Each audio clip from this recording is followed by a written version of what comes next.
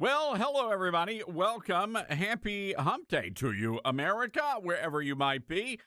This is the Todd Stearns radio program, and we have got a lot of ground to cover today, including this crazy hearing yesterday involving the Smithsonian, and just a few takeaways from what happened yesterday. By the way, our telephone number, 901-260-5926.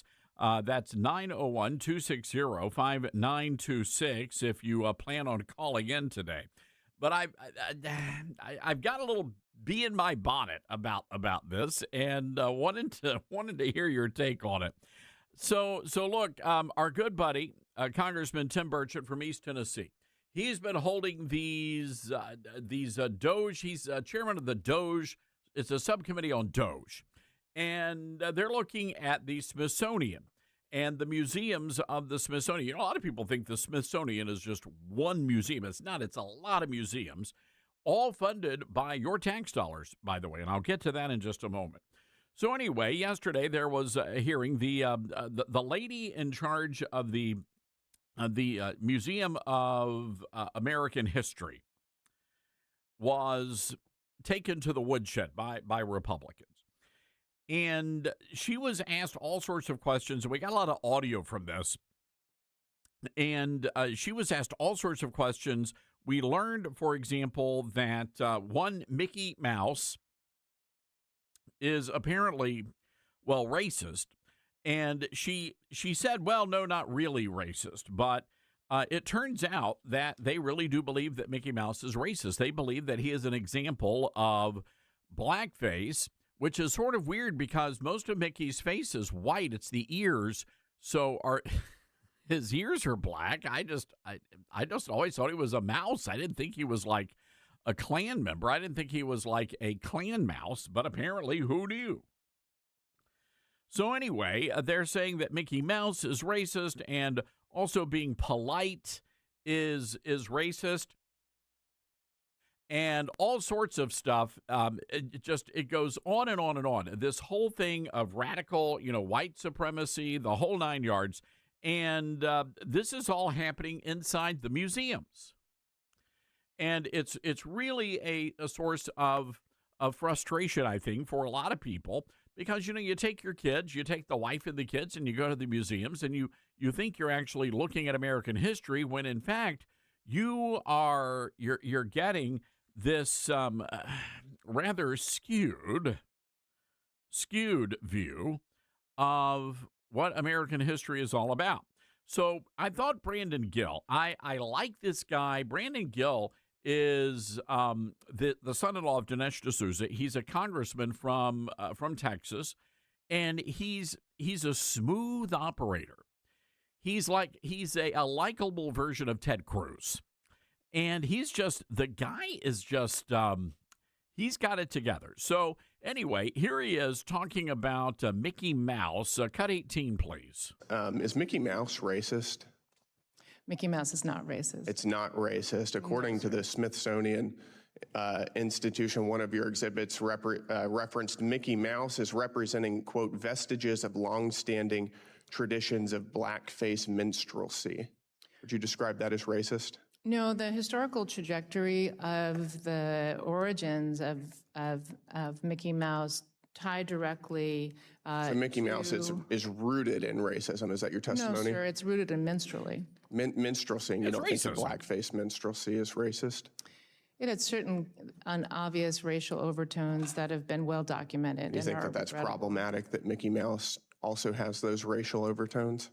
It's not for me to determine what's problematic. It's determined to me what's accurate. Is that right? The voice you heard there, the female voice, Anthea Hartig, the director of the Smithsonian's National Museum of American History. And you heard her say it, Mickey Mouse. Mickey Mouse racist? That is just goofy, ladies and gentlemen. Goofy, I say. Goofy. Anyway, it gets worse. And he called her out on this whole thing. There's a whole paper, and you can download it on the Smithsonian's website about all the things that are examples of white supremacy. For example, objectivity is a form of racism. And then it turns out being polite is a form of racism as well. Cut 19, please. Is it important to be polite? Excuse me, sir? Is it important to be polite? Yes, sir. It's also interesting because the same mass action toolkit that your organization has been promoting references politeness as a defining characteristic of white supremacy culture. Ma'am, are you a white supremacist? No, sir. You're not. Can you help me square why your organization says that being polite is part of being a white supremacist? I'm not exactly familiar with that passage of the Mass Action Toolkit, which is not I can show you the one that we passage. It's right here. developed. I don't, pardon me? I said I just read you the passage from it. The woman's a complete moron. But they've got all of this, and they're promoting all of this woke ideology at the Smithsonian museums. And by the way, it's also in the Smithsonian bookstore.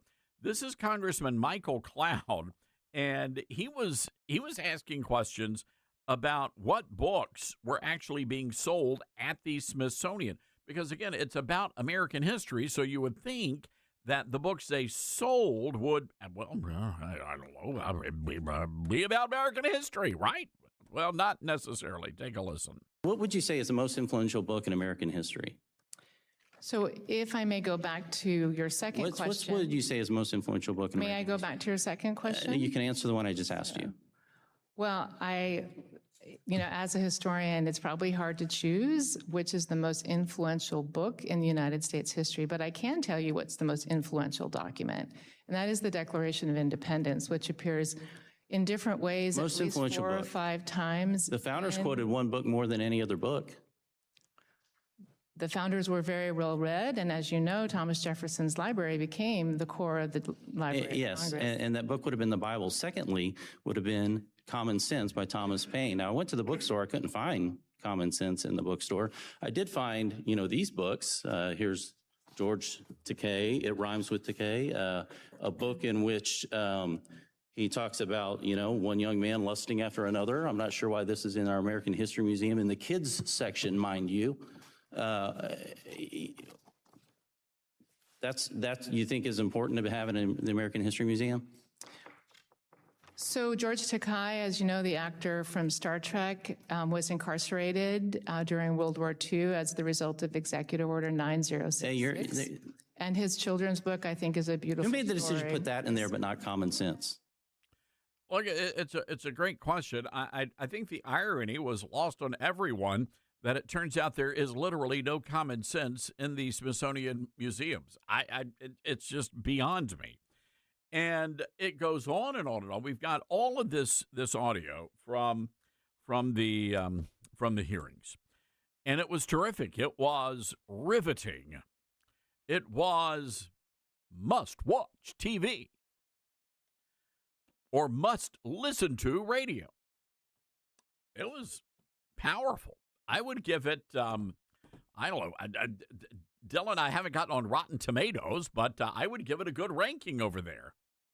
Like a 90% perchance? Is that good? I don't know. That's pretty high. I never can figure out how Rotten Tomatoes works or why it's good to have a higher rating on a Rotten Tomato. It's like the few critics that get to actually do the ratings. Yeah, it's like up there. This was like Odyssey level stuff. But I got a problem.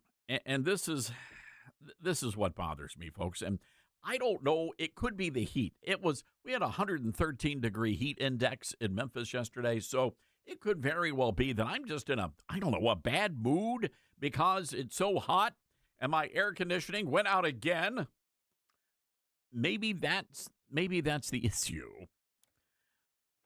Or maybe I have a legitimate beef. And here it is. Why are we doing these hearings? Why are we doing any of this? Why are we wasting our taxpayer money? We have freaking potholes as big as Buicks in Memphis. Why aren't we spending our money on things that actually matter? Why in the world are we holding these hearings? Because we knew all of this back in 2025 because President Trump issued an executive order about all of this. The president alerted us to the wokeness of the Smithsonian. So, look, I appreciate Congressman Tim Burchett. I really do. And I appreciate his heart is in the right place, and this man actually wants to do something. But the reality is the rest of Congress doesn't want to do diddly squat, and not necessarily in that order. Squat diddly. Okay, that sounds weird. Diddly squat.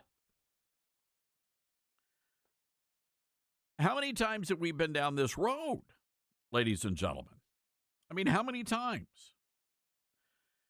Again, when you look at what Congress is doing, and all they're doing is squandering our money because they want the sound bites, they want the clips, they know that we're going to play these things on the radio. We're going to talk about it on the radio. They know that people are going to talk about it on TV. But we've known all of this for years. My question is, I want to know what Congress is going to do to fix all of this. By the way, it's a Republican-controlled Congress. Now, I know that Congress, the Republicans, don't want to do big things like, I don't know, make sure that our elections are safe and secure. I know they don't want to do that kind of stuff. But it seems to me they should all be able to agree that our tax money is being squandered by the Smithsonian. We should all be disgusted. Every single thing that was said yesterday, we should all be disgusted by. We should be disgusted that they think Mickey Mouse, one of our most beloved cartoon characters, an Americana, a slice of Americana, is some sort of like evil white supremacist. We should definitely be outraged over the idea that being polite is a form of white supremacy. I guess, Dylan, this is why there are all the rampages and rioting at Popeyes. It has to be. Right? I mean, hello. Oh, what's even worse is, I mean, God forbid, I'm surprised the riots haven't happened at Chick-fil-A. Here's your order, ma'am. Okay, great, thanks. My pleasure. What'd you say to me? What? My pleasure? How dare you? You racist! And the next thing you know, chicken nuggets are flying all over the place. We should all be outraged at that. It does explain a lot, though. And we should be enraged that children are being exposed to books showing pictures of men lusting after each other in the bookstore at the Smithsonian. What in the name of Millard Fillmore is going on down there? That's what I want to know. But here's the deal. Congress, they've got the power. They've got the power to fix it. Congress has all the power. You see, President Trump can't go in and completely defund the Smithsonian museums. No. That power rests solely and exclusively with the United States Congress, which, ladies and gentlemen, last time I checked, unless somebody else has kicked the bucket, is still controlled by the Republican Party, the grand old party. They control everything. So why haven't they defunded the Smithsonian? I'm in all seriousness, why has that not happened? Are you ready for this? They get more than $1 billion of your tax money. That's how much these people get. Now, Congress could have taken action last year, right? If they were really serious about it. But they're not serious about it. And I think everybody knows that. But it's outrageous, ladies and gentlemen. We have a do-nothing Congress right now. And I say that because they have the power to do something. They would rather hold the hearings. We are still waiting for Russia to be prosecuted. Nothing's happened there. Not a single thing. And I don't think it is. I just don't think it is. So anyway, let's defund. Somebody make the motion. Let's defund the Smithsonian. Tell them if they want to do all this woke garbage, they can do it on their own dime, but the American taxpayers we're not going to put up with it anymore. It's just outrageous. Unbelievable. Dylan, I got to have a doctor. I save my Dr. Pepper for a little bit later on in the show. Not the midday Dr. Pepper. You need the morning. Yeah. Oh, you're literally. Wow. Yeah. It's that bad of a That was day. very satisfying, I'll say. It may be a 4 Dr. Pepper day. I'm just telling you. So, ladies and gentlemen, I'm curious here. Are you okay with the Republicans just holding the hearings for the sake of holding hearings, or do you actually want to see him do something about all of this. 901-260-5926, our telephone number. That's 901-260-5926. I'm going to drink my Dr. Pepper now.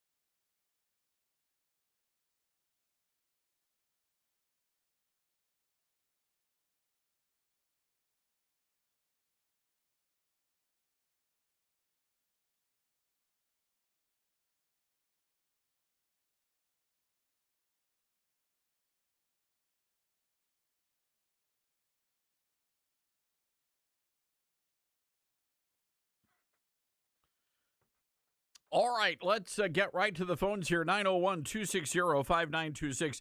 Honestly, it angers me what the Democrats have done to our beautiful museums, turning all of our museums and our parks, everything into some sort of bastion of wokeness. It's disgusting. Let's go to Pasadena, Texas. Dan, listening to us on Patriot Talk 920. Dan, what's on your mind? I think you've hit on a hot topic, and it's got me thinking. And one of the things I'm thinking is a comparison between George Takei's book and Thomas Paine's book, Common Sense. And as you mentioned, the library is no longer, or at least currently, not selling Thomas Paine's book, but it is George Takei's. So I'm wondering how sales of Takei's book are going with the library. Is it falling off the shelf? Are they having trouble keeping it in stock? And back when Thomas Paine's book was in the Smithsonian Library, and I'm sure it was at one point, what were the sales numbers for that book? So comparing those two books in terms of how well they sell, which is a reflection of the public interest in each book, I would think that Thomas Paine would come out on top with the American people. So why would the library choose to have a book in there that probably very few people are interested in buying, other than a political motive? You know, it's a great point you're raising, Dan, because it is. They're shoving a political agenda down the throats of children and also moms and dads, trying to normalize a lot of behaviors out there. And it's just not right. If you want to do that at a bookstore, great, knock yourself out. But you do not use the taxpayers' money to do that kind of stuff. And again, what does this have to do with American history? That's what I'm trying to understand. Yeah, little to nothing. Because, I mean, if she wanted to emphasize what happened to Japanese Americans in World War II when President Roosevelt ordered them to be in camps, I'm sure there are a lot of other books that probably make some sort of point much better than George Takei's book. Yeah. You know, books written by historians or whatever. So. All right, Dan, I got to skedaddle, my friend, but I think you got your point there. 901-260-5926. Maybe we ought to just shut down the Smithsonian altogether. Save us some tax money. 901-260-5926. We have some breaking news coming back. This is the Todd Stern Show.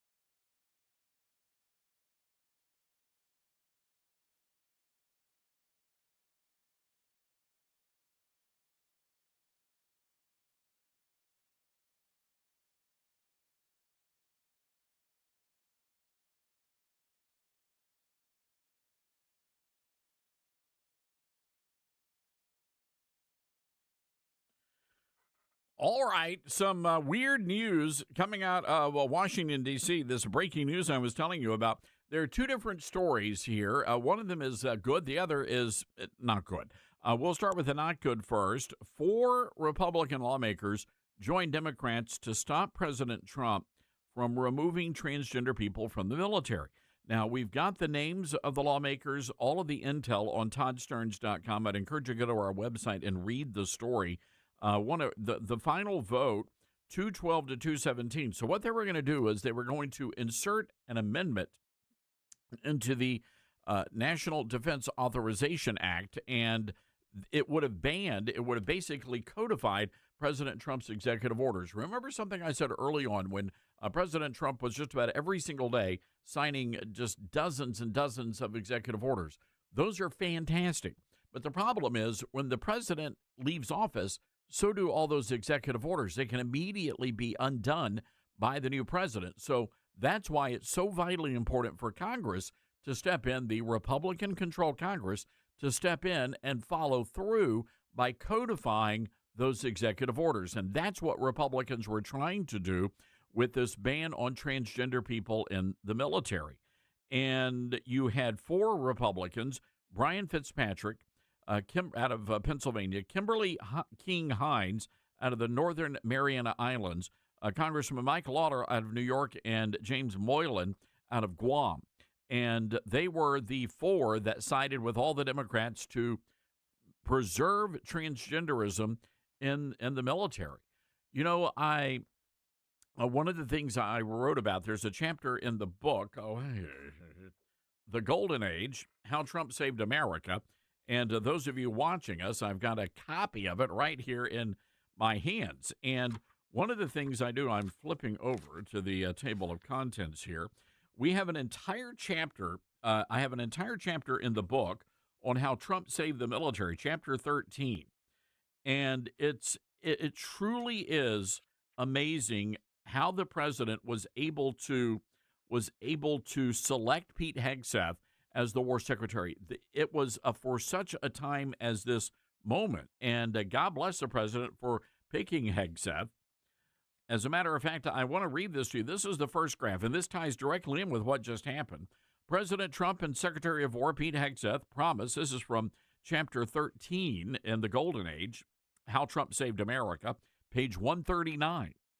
President Trump and Secretary of War Pete Hegseth promised on the campaign trail that they would declare war on woke generals who turned the greatest fighting force on the planet into a bunch of pronoun-confused social justice warriors. And I'm happy to announce they've delivered on that promise. The president announced during commencement exercises at West Point on May 24th, 2025, that he had officially banned drag shows, critical race theory, and transgenderism within the U.S. military. I'm not going to read any further. You'll have to buy the book to read what else I wrote. It's a great chapter in the book. But the point is that, yes, the president can do that, but it's only temporary. Because if the Democrats win election in 2028, all of that goes away, which, again, that's why it's so vitally important for the congressional Republicans to get their butts in gear. Get off your blessed assurance and get to work. So anyway, we've got the names of the lawmakers. If you want to reach out to them, you can do that. toddsterns.com is where that information is located. So there was something else that happened on Capitol Hill yesterday, and this happened in the Senate. And very rarely do I find myself somewhat agreeing with Democrats. But ladies and gentlemen, yesterday, Pete Hegseth came hat in hand and said that we need hundreds of millions of more dollars, really billions of dollars, to continue to fight the war in Iran. And the reporting is that things are not going as well as we thought because they're not telling us how much equipment's been destroyed and all of that, which is going to cost more money to replace. So what they're saying is that we need more money, but it's probably going to be more money than that. So Hegseth, I thought, did a great job. I'm going to get to the part where I agree with the with the Democrats on one thing, and I'm going to get to that in a minute. But I want to play this audio from Pete Hegseth confronting Senator Gary Peters. This guy's a radical Democrat. Cut number 20. What's happening? We have political leadership. You don't have a strategy. You don't have a long-term plan to actually win this war. Win the war. The men and women are going to be able to do it, but they need to have leadership. When will you show leadership? When will you show leadership? Why don't you show some leadership and stand up to your fellow Democrats who won't fund the troops, who stand and play partisan politics while you don't give us the money? You want to stand up here and talk about the troops? You won't show any political courage to actually fund our department because you have Trump derangement syndrome and can't actually commit to anything meaningful. So I put this on you, Senator. Secretary Hegseth, you have trillions, you have over $1 trillion. You're asking for $1.5 trillion. It's not a question of money. It's a question of leadership and understanding what it takes to actually win. Political cowardice of Democrats who won't fund the troops. Wow. Good for you, Hegseth. No, and he's right. These Democrats are not. I mean, look, we're in a war. We got to make sure that our fighting men and women have every single resource they need, right? They can not want for anything. They need the best of the best. And that goes all the way down to the food they eat to whatever equipment they need. We should provide that for them. Yes, there's a but coming. But there is a broader question here. What are we doing over there? In all seriousness, what are we doing over there? Because I heard the testimony, and I didn't hear that question answered. I genuinely am very curious, what are we doing over there? What is the end game, and what does victory look like for us? And it concerns me that we are slow walking ourselves into what could be one of these forever wars. And the president put out a statement yesterday saying, well, look, this has only been 4 months. That's true, but they told us it was only supposed to be 6 weeks. Gas prices are going back up again, and I know there are the diehard MAGA folks, and I'd like to think of myself as a diehard MAGA person, but I don't like paying a higher price for gas. But I'm being told by the diehards that I have a patriotic duty to suck it up and celebrate the fact that I'm paying more for gasoline. I find that to be, what is he calling? That's absurd. That's nuts. I don't want to pay more for gas, and you don't either, and you know it. So anyway, the Democrats really went after Hegseth, and here's the thing. The Democrats are not wrong in the questions they were asking. Cut 23. This is Senator John Ossoff from Georgia. 3 weeks later, you declared victory. That was now nearly 4 months ago. 3 weeks after you'd already said Iran's military was destroyed and combat ineffective, you said, quote, Operation Epic Fury was a historic and overwhelming victory.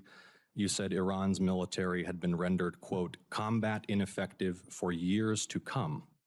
And you stated we had, quote, achieved every single objective. Were those accurate statements? It certainly was, on behalf of the men and women in uniform, a historic military victory over Iran. Had Iran's military been rendered, quote, combat ineffective for years to come? That was a statement that you made 4 months ago. They had 160 naval vessels in the Blue Water Navy, and they're gone. Their Air Force is completely combat ineffective, and they don't have a defense industrial base. So describe to me a country that doesn't have an Air Force, a Navy, or a defense industrial base, and I will describe to you a country that does not have an effective military. It can lob missiles. Mr. Secretary, you stated 4 months ago that Iran's military had been rendered, quote, combat ineffective for years to come. Has Iran's military been, for the last 4 months, combat ineffective? It's been set back not just years, but likely decades. But that's not what they said. And they also said that we had destroyed. And again, this is, look, you can support the administration here, but when the administration comes out and says this has been destroyed, then you better make sure that this has been destroyed. We were under the impression this war had already been won. Now, here is Senator Kristen Gillibrand from New York, cut 22. Unpopular and unauthorized war abroad is a higher priority to this administration than their ability to feed their families. Oh, and geez, provide hello. health care Come to their on, loved lady. ones who are sick. Well, Senator, you're talking about political trade-offs, and our job is to deliver for the United States military and the President of the United States. And we look at the cost of a nuclear Iran, and we want to prevent that for future generations. And that requires funding and supplementals and this budget and next generation capabilities. And that's why we're here today to request some of that to ensure we can ensure that Iran never gets a nuclear So weapon. you're essentially saying you're asking for literally $1.5 trillion for a war that President Trump said he already won. You're asking for $1.5 trillion, unlimited money for bombs, but insufficient money in for the American people, for their health care, their food, their housing, and our farmers, Secretary Rollins, who we have cut SNAP program. Look, Gillibrand is crazy lady, but she brings up a good point. I mean, we're talking about, this is not just a drop in the bucket. We're talking about $1.5 trillion in defense spending. And look, every single penny of this may be legitimate. But my question is, when do we get out of all of this? As a matter of fact, the Speaker of the House, Mike Johnson, yesterday said, we got to find a way to end this. So Johnson, and the reason why the Speaker of the House said that is he knows what his caucus, what the caucus are hearing out in the hinterlands, that you, the great conservatives of America, are ready to get this thing wrapped up. And that's just not going to happen anytime soon. Hate to break it to you, but it's just not going to happen. Let's go to the phones here. Anthony in Alabama. All right, Anthony, what say you? Well, listening to this bantering going back and forth between Hegseth and Congress, Hegseth sounds like he's doing a little bit of tap dancing. And I'm not in total disagreement with the Democrats on this. And my idea is that money belongs to us, taxpayer money. Now, what is the end game here? It doesn't look to me like you're going to win a war if you're going to do a tit for tat. So it sounds to me like it's turning into a bottomless pit for money. I would say, if I was Congress, you let us know what your strategy is here, like George Bush used to say.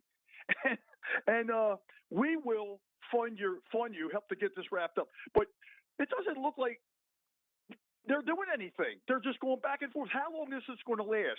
I've never heard of fighting a war tit for tat like this. So I'm all in favor of, hey man, when you show us what you're going to do, then we'll let that money go free. But Anthony, hold on. No, look, I don't get it. I have never seen a war like this where, all right, you shoot a missile at us and you kill our troops. We're going to shoot back, and then we're going to stop and wait. What are we waiting for? They're just going to, I mean, the argument now is that all of these ceasefires have given Iran the opportunity to basically reload. So are we just giving Iran another opportunity to reload here? I just don't, to your point, I don't understand the strategy. Yeah, the strategy, exactly. And you're right on there, Mr. Starnes, and I made my point here. I hope I made my point, and you can move on to any other callers that are. Well, Anthony, thank you for calling in. I appreciate that. Yeah, folks, we've got to get out of this. This is going to get. I'm telling.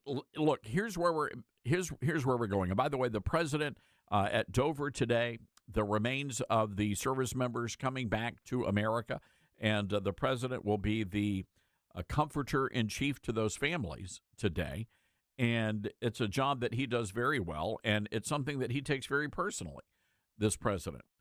But my concern is this: we are going to see more American fatalities, and we're going to get closer to Election Day, and this is going to be the one issue that mobilizes the Democrats and demoralizes the Republicans. Because keep in mind, most young Gen Z Republicans, conservatives, who are very active politically now, they are completely turned off by this war. So all that to say, and I think that's a good line, tap dancing, because that's what Hegseth was doing. And I think we deserve honest answers here.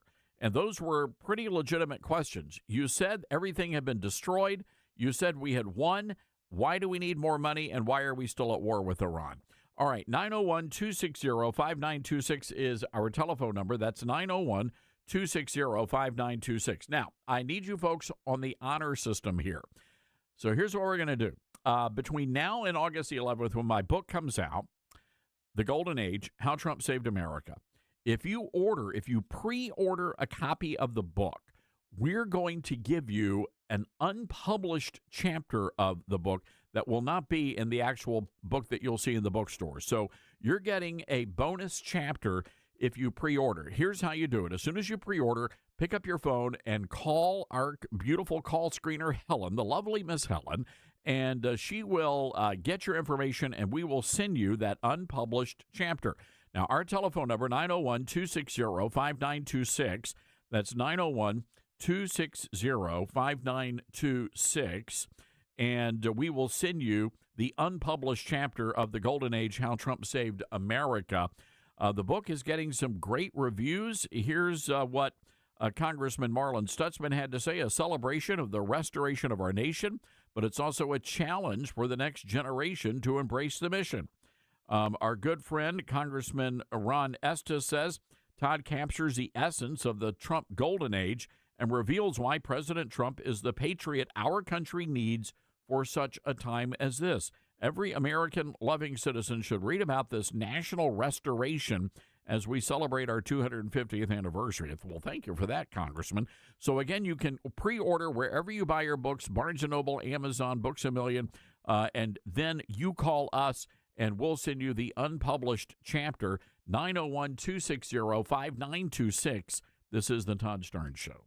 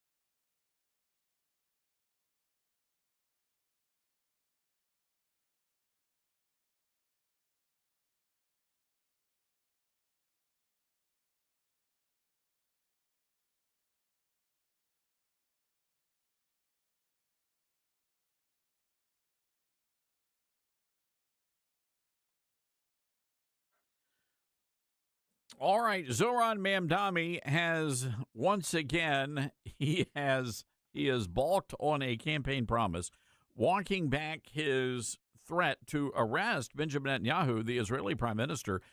Just a few days ago, Mamdani was saying that he's a war criminal and that he would be arrested if he stepped foot on American soil to attend any meetings at the United Nations. Well, it turns out that he has no authority to do that. And it was so bad that he was forced, somebody forced him to go out. It had to have been Trump, forced him to go out to the cameras and actually acknowledge that he has absolutely no right whatsoever to arrest Benjamin Netanyahu. I would have loved to have seen Mamdani try that. But the funnier thing is, God forbid Israel ever lets that guy into the country. What if they arrested Mamdani? Would we try to get him out of an Israeli jail? I don't know about that. All right, 901-260-5926 is our telephone number. That's 901-260-5926. During the break, head over to toddsterns.com. You've got to read my op-ed, Does the Smithsonian Think Mickey Mouse is Racist? Also, House Republicans abandon Trump, reject ban on trans people in military. Be sure to read that. And coming up, we're going to be talking about another big story on our website. Thousands of non-citizens discovered on New Jersey's voting rolls. How about that, ladies and gentlemen? All right, hang tight. This is the Todd Stearns Radio Show.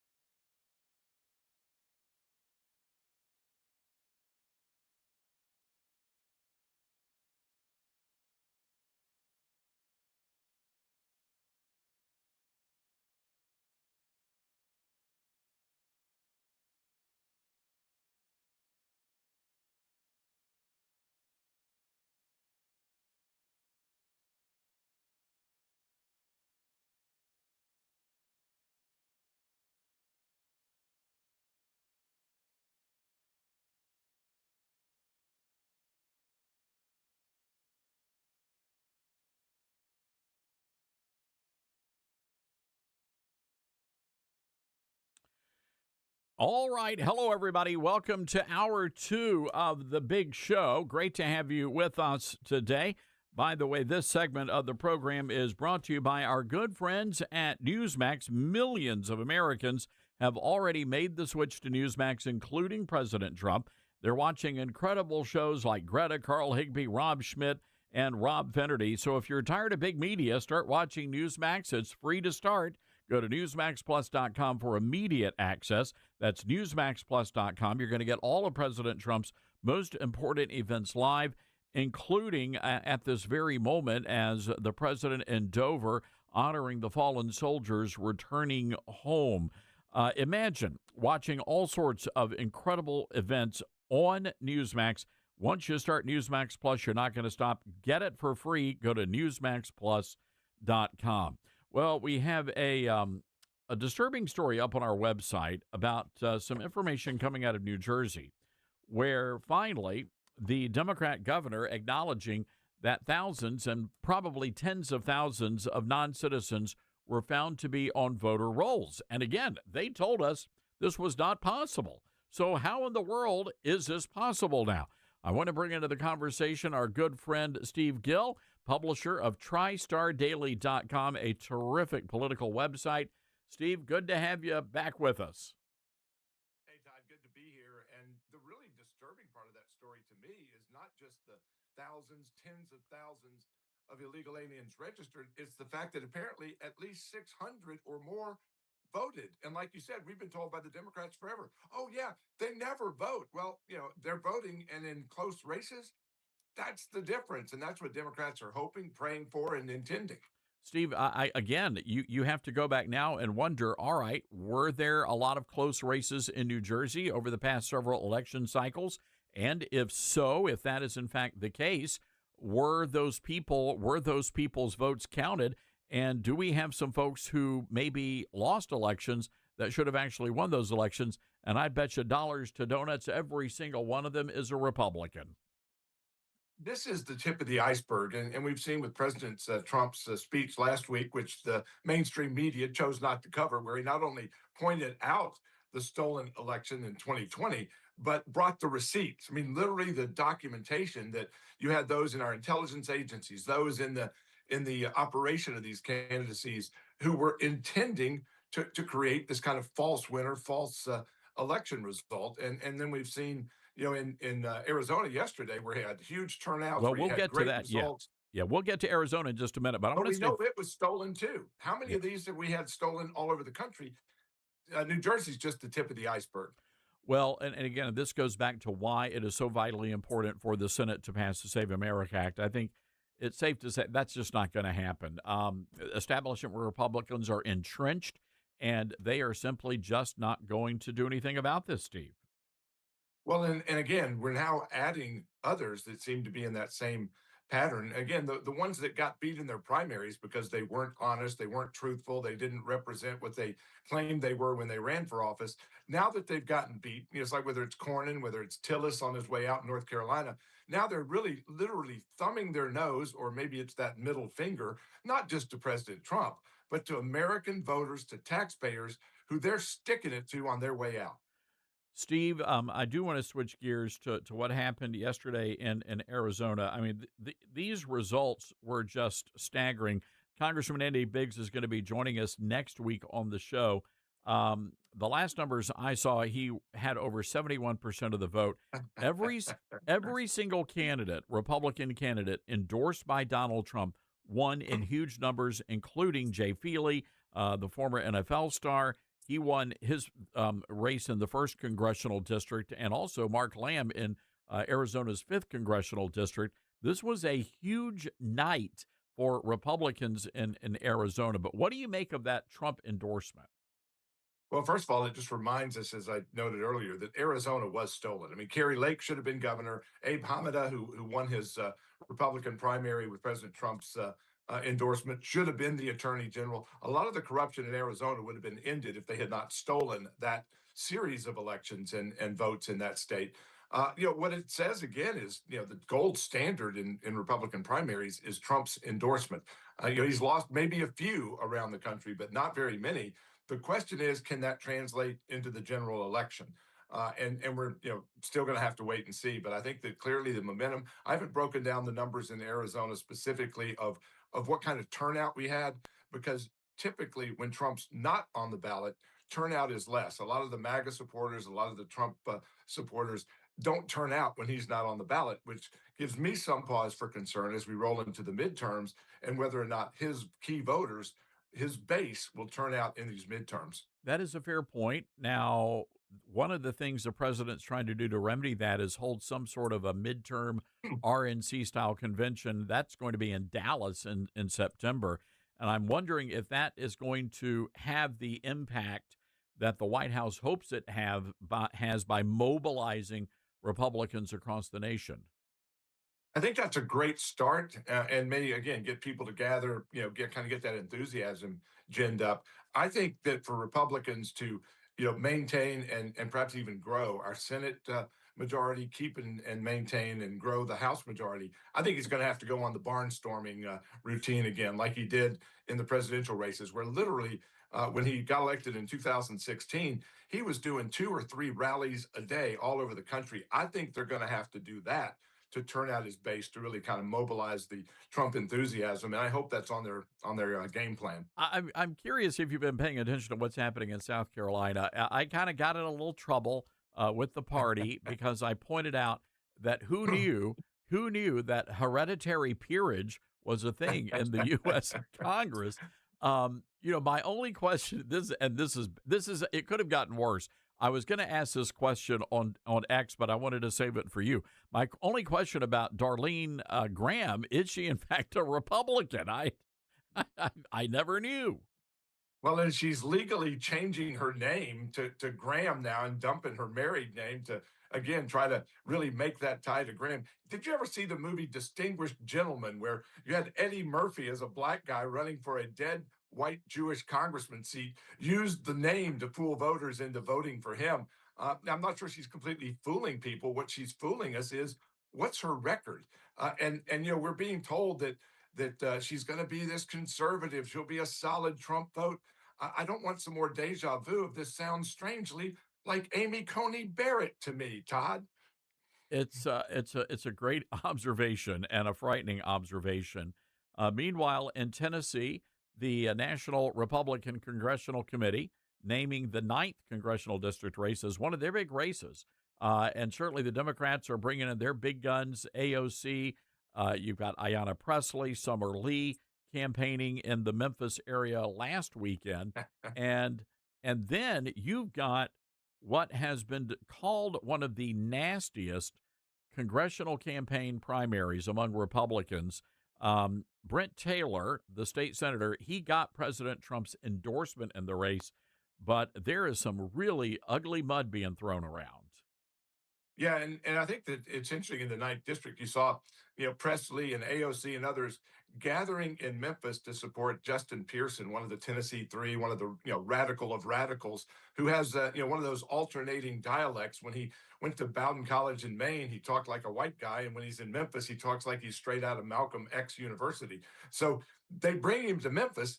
You're not going to see them in Laverne and Smyrna and Waynesboro and Fayetteville. They're not going to bring them there. And I would suggest that whether it's Todd Warner or Brent Taylor, offer to fly them in to campaign in those rural, red, conservative parts of the 9th district that is now about a +10 Republican district. It is prime for Republicans to pick that seat up that's been held by liberal, white Democrat Steve Cohen in a drawn for black voters district in Memphis for a long time. But Republicans have a great chance to pick that up. And whoever wins the primary probably wins the general, which is why you're seeing the fist fly in this primary battle. Well, and then on the gubernatorial side, Senator Marsha Blackburn and going up against John Rose and a state representative named Monty Fritz. I think it's safe to say that Fritz has massive support among grassroots conservatives. He had the largest campaign turnout thus far. I think over 500 people turning out this week for a rally. I'm wondering, is Senator Blackburn in danger here? What's going on in Tennessee? I don't think she's in any danger from Monty Fritz. I mean, he has a very loud, very vocal, but very small group of advocates. He doesn't have the resources, the money. When you're seeing Marcia, who I think one of the out-of-state dark money groups has already dumped over $7 or $8 million on her behalf. And I got to tell you, Todd, I'm really sick of all this out-of-state PAC money dumping in. They're playing in state house races here in Tennessee, $200,000 and $300,000 being dumped in. They don't drive on our roads. Their kids don't go to our schools. They don't live here. They don't buy gasoline here. But they're trying to impact our lifestyle here with who they're playing for, and very heavily running attack ads in state house races. And then, with Marcia dumping over $7 to $8 million into her gubernatorial campaign. So Monty won't win. Rose is closing the gap. She's had a really bad last 3 weeks with misstep after misstep, and some really bad ads that she's put out. But I'm not sure that Rose can beat her when Monty Fritz is pulling off just enough votes to probably elect Marsha Blackburn to the governor's office. Steve, real quick, one of the big concerns, and this is something we've heard in a lot of other races around the country, Republicans refusing to debate. And I get it from a campaign strategy, but really, I think it just is a great disservice to the voters if you do not sit down and debate the big issues of the day with your opponents.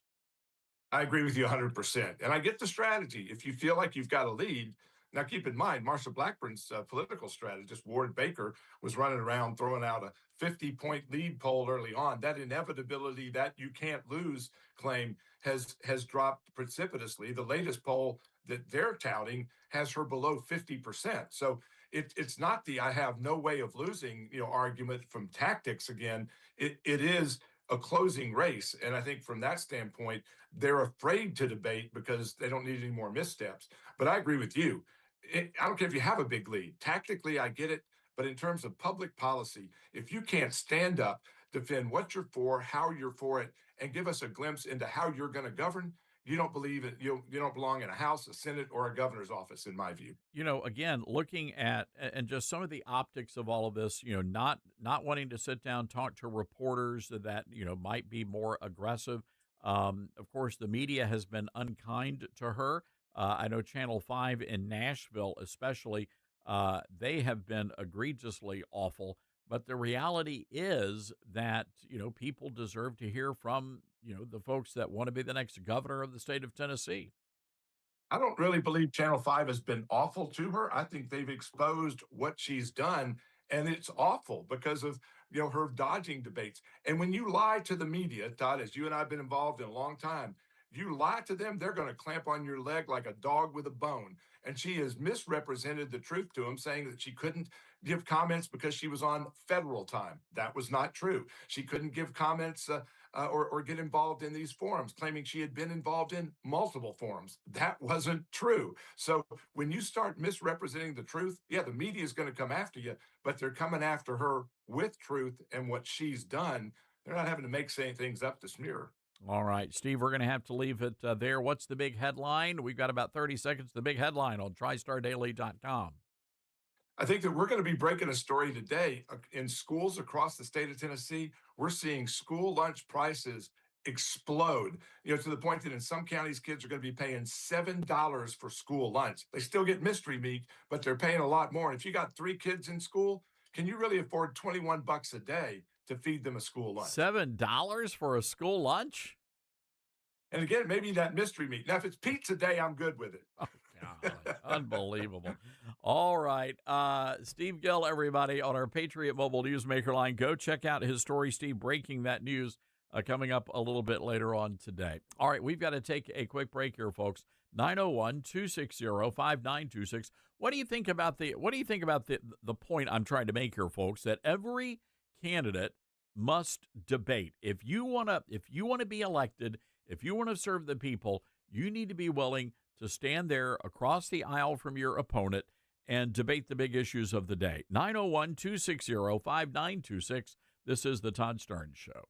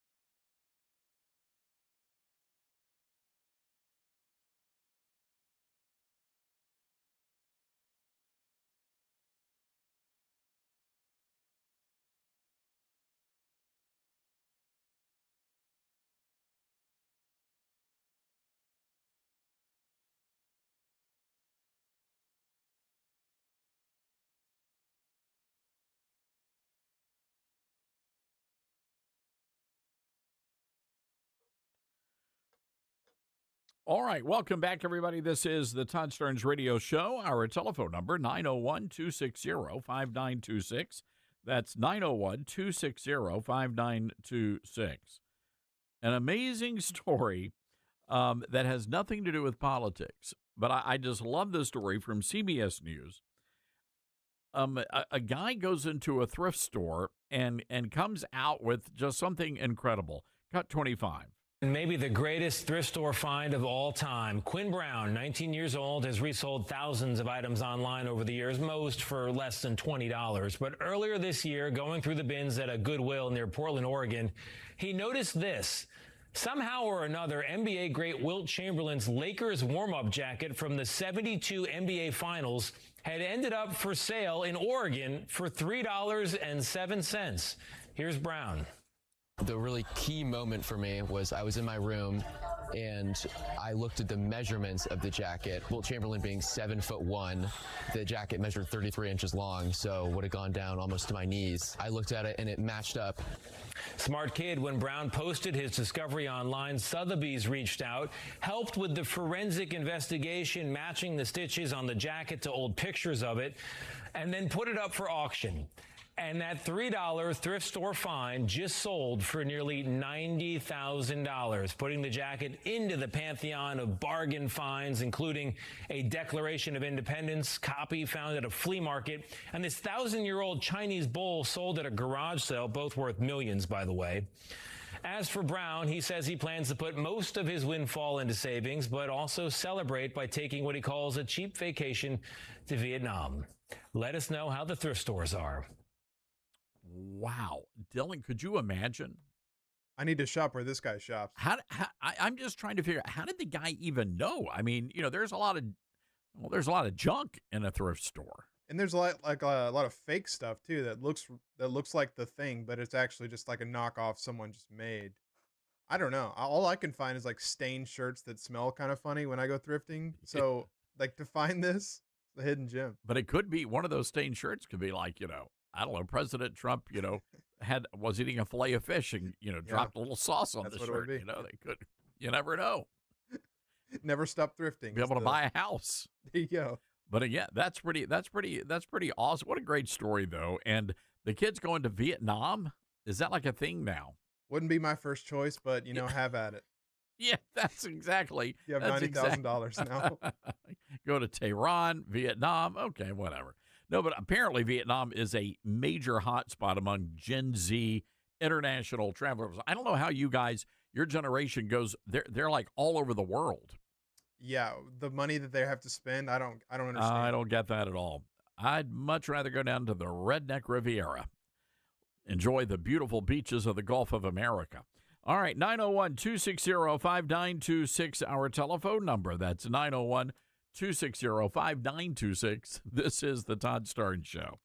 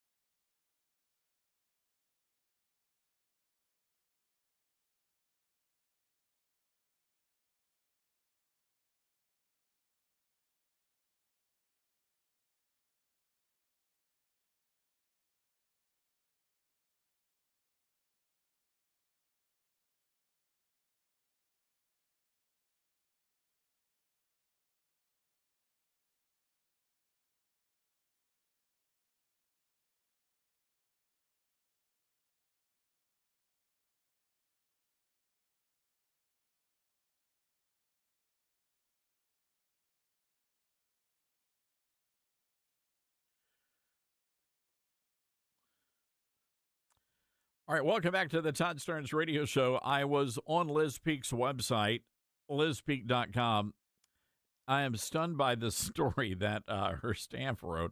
Are you ready for this? In New York City, a government plumber, a city plumber, was pulling down nearly $500,000 in a single year.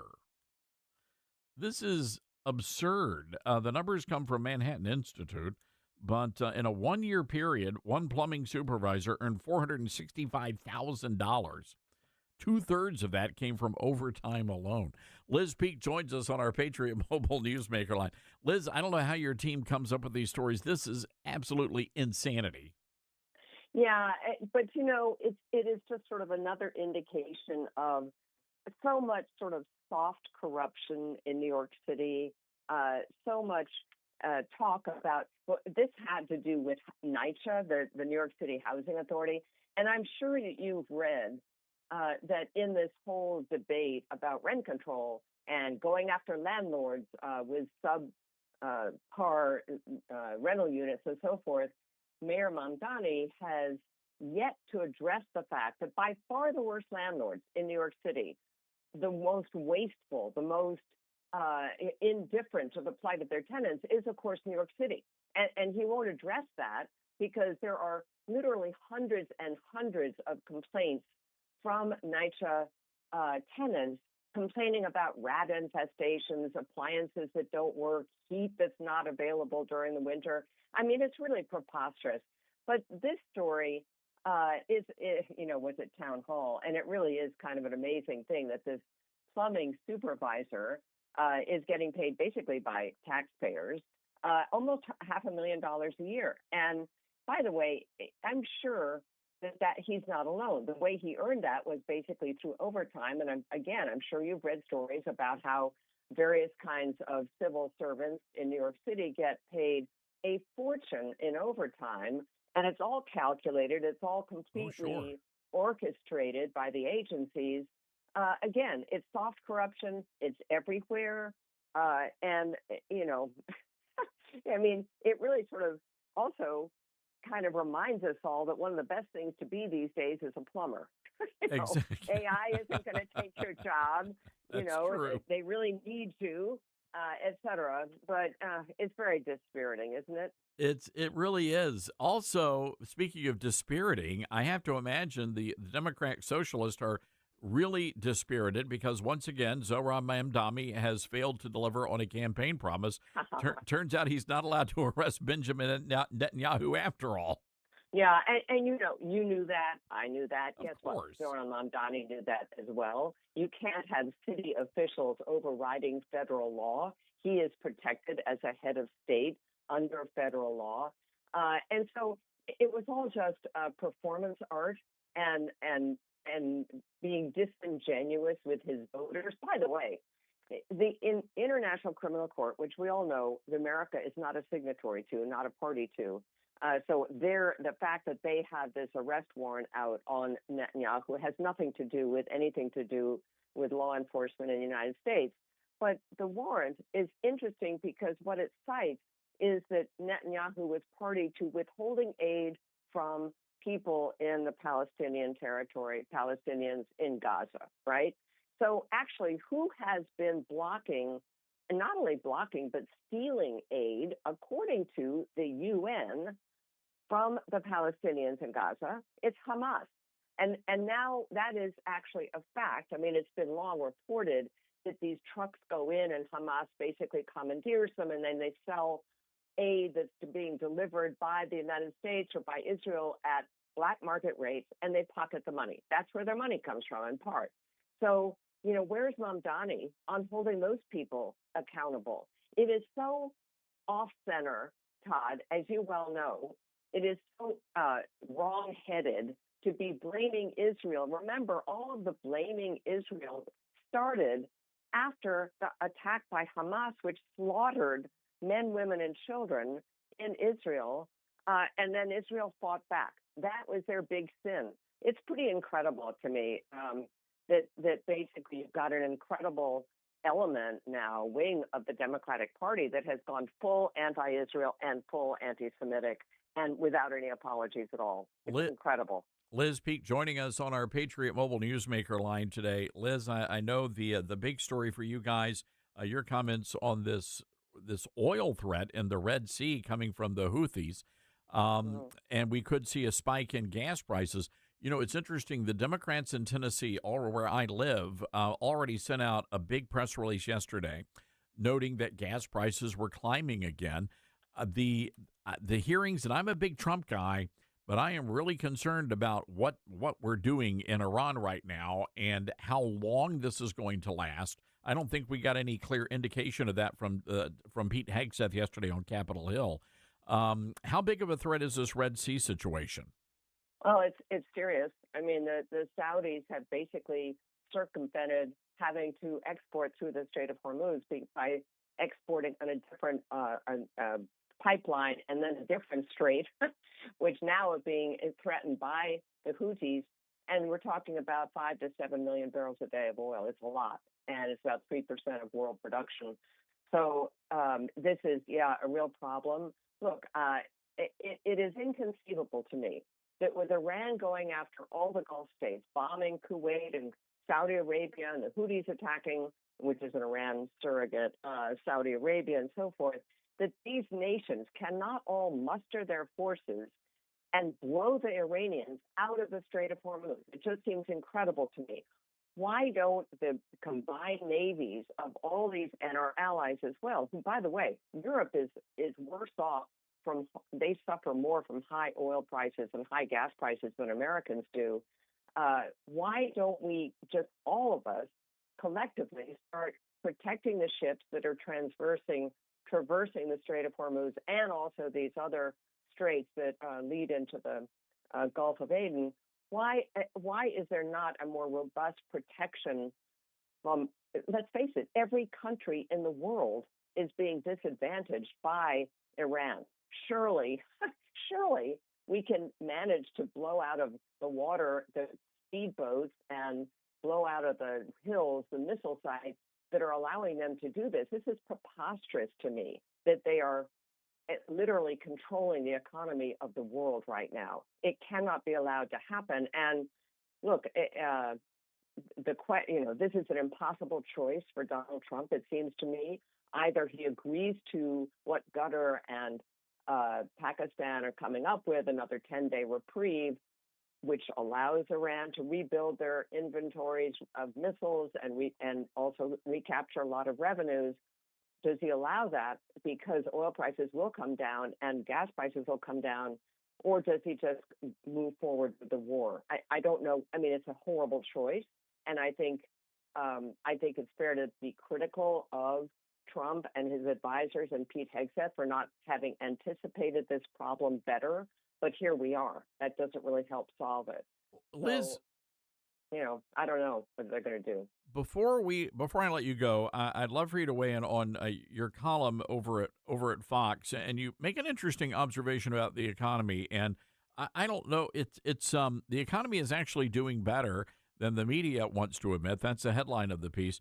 But a CNBC survey shows 61% of the public remains pessimistic about the economy. What's the messaging here that the Republicans need to be taking out on the campaign trail? Well, I think they need to, first of all, come out from their defensive crouch and start talking about the tax cut bill that President Trump engineered last year. Because guess what? Every family in America has benefited from that. Had they allowed the tax cut bill from 2017 to expire, every family would have been paying thousands more in taxes this year. And by the way, that's what Kamala Harris was promising. So it is also the fact that he lowered taxes on tips and lowered taxes on overtime, all these things. That's a pretty damn big plus to the economy, not to mention that we have an investment boom, partly because of the pro-business expensing of capital equipment and so forth that was in that bill. So you have investment going through the roof. Employment partly is very strong because of that investment boom. And what will follow is enormous gains in productivity from AI and from all this investment. So there is a good story to tell. I think, honestly, Republicans have been so browbeaten over the tax cuts as being And Democrats call them a handout to the wealthy, and they accuse Republicans of only caring about the wealthy. No taxes on tips? Is that for wealthy people? No, that's for working class people. And Todd, as the DSA can't even explain to you what a working class person is, and they sure as heck aren't working class people, I think Republicans need to get more aggressive on saying, yeah, Donald Trump took a lot of these working class voters in 2016, again in 2024. And guess what? We are doing stuff for that group. You are not. And be positive about what's been accomplished, because other than the war in Iran, which I get is quite controversial right now, the reality is there's a lot that has gone right. And Republicans need to go out and talk about it. It's a great point. A great point. LizPeek.com, everybody. Go check out her website. Liz, we got to leave it there, but great intel, great insight all the way around. Thank you, Todd. Thanks for having me on. I appreciate it. All right. Liz Peek, everybody. You can see her on Fox News all the time. You can read her column there, but go to Fox or go to LizPeek.com and read all of her great commentary. We've got to take a break here, folks. 901-260-5926 is our telephone number. That's 901-260-5926.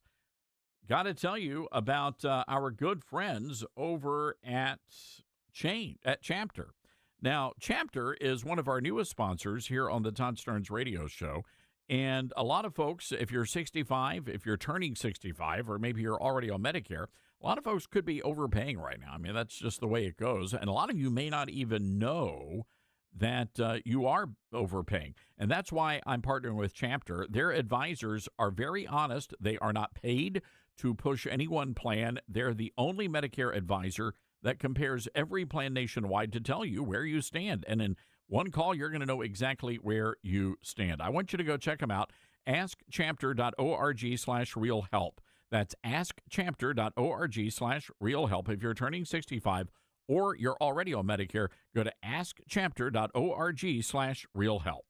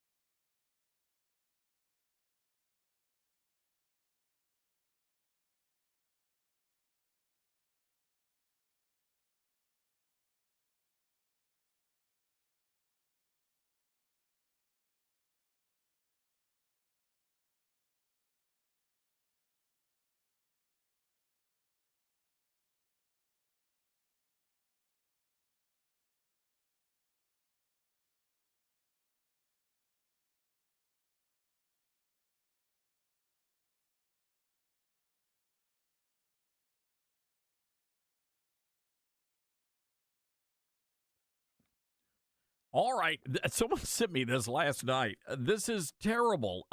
This actually happened at LaGuardia Airport in New York City. You're going to be hearing traffic audio from the air traffic control tower to pilots. And Dylan, I want you to listen along. I just want you to listen to this. And let me explain what you're about to hear. You're going to hear the tower explain to the pilots that that somebody may be targeting planes with a missile launcher, a rocket launcher. Cut number 26, please. All right, Delta 2604, LaGuardia Tower. Wind 210 at 10, runway 22, clear to land. Man-pad alert issued at LaGuardia Airport at 0027. Use extreme caution. All right, clear to land, runway 22, Delta 2604. And can you explain what a man-pad is? Yeah, that's a manned portable air defense system. Yeah, it's basically it was a report of a rocket launcher. Okay, where was that? There was a report by the Port Authority Police. They said by, I believe, Terminal C. We had conflicting reports, but nothing has been an issue as of yet. Okay, Delta 2604, thanks for the information. You're welcome.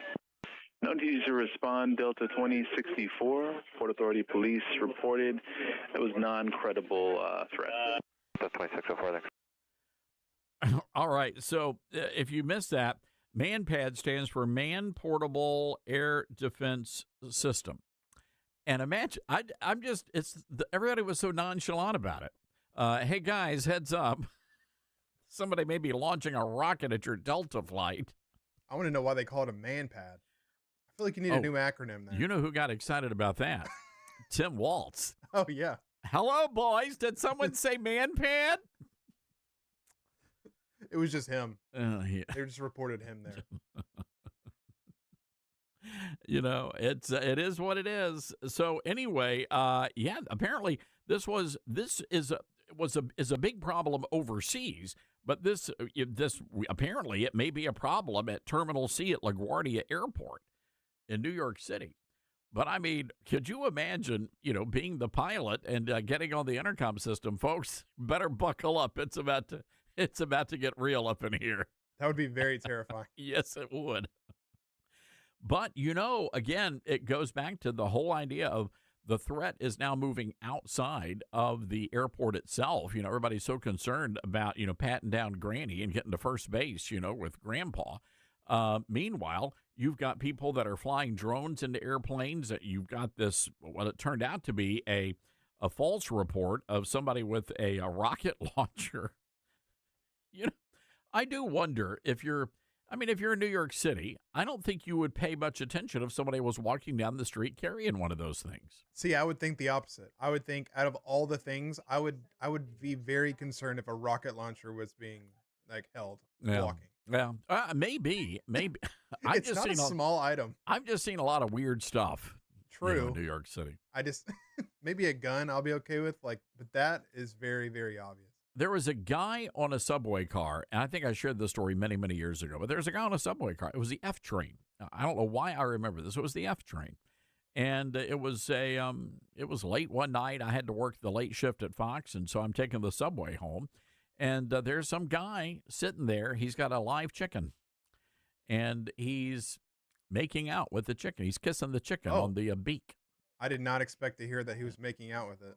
Yeah. I thought you were going to say he saved a seat for it. No. He was caressing the chicken. Wow. Yeah, it was a little awkward for all of us. Was it a girl chicken? Hard to say. Okay. All right. We don't. You didn't want to get that close to No. find out? Yeah. Pardon me, is that a rooster or a hen? All I knew was I guess the guy was into chicks. I don't know. For whatever. And then there were the pan flute guys. Those guys really creep me out because they're all like little people. They're not little people. They're almost little people, but they're just really, really short. Mm-hmm. And and then they get on and they just play the pan flute. And you wonder, would you rather be stuck in a subway car with a guy making out with a chicken being serenaded by some little midget fella playing the pan flute, or would you rather have a mariachi band? it's kind of like you got to weigh the odd. It's like, okay, the comfort level. I think I would just get off and walk at that point. Yeah, yeah, you would not want to do that in that neighborhood, but yes, that could actually be an option. Well, there you go. It took me 7 months before I could, eat at Chick-fil-A again after all of that. It was tough. I'm sad I didn't see anything when I went to New York. I didn't see any pan flutes or chicks. I was traumatized. I can see that. It was very scary. All right, we got to take a break here. 901-260-5926, our telephone number. That's 901-260-5926. This is the Todd Stern Show.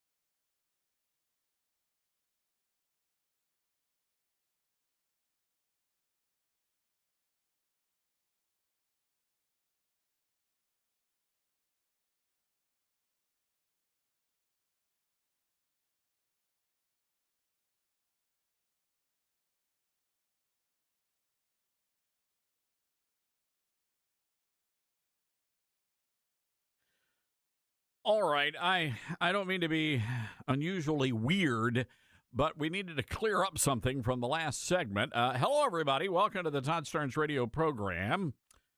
So happy to have you with us today.